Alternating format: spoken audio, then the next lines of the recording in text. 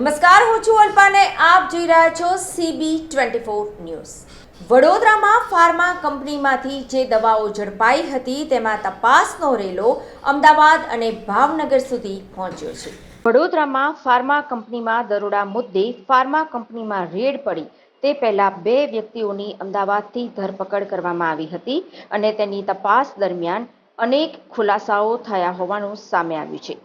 નાર્કોટિક્સની ટીમે ક્લોરોફિલ્સ નામની કંપનીમાં તપાસ કરી હતી, જેમાં 850 બોટલ મૈકોડિન સિરપ અને ટ્રમાફેન ડી 15300 ટેબ્લેટનો જથ્થો સીઝ કરાયો છે।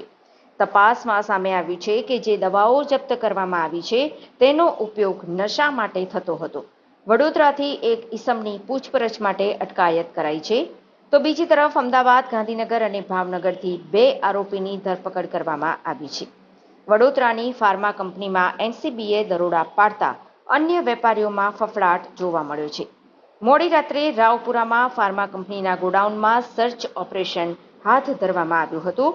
ગોડાઉનમાં પોલીસની કિલ્લેબંધી સાથે ગુપ્ત રાહે તપાસ કરવામાં આવી છે। જે કંપનીમાં આ તપાસ કરવામાં આવી છે તેનું એમપીમાં ક્લોરોફિલ્સ બાયોટેક પ્રાઇવેટ લિમિટેડનું ઉત્પાદન છે।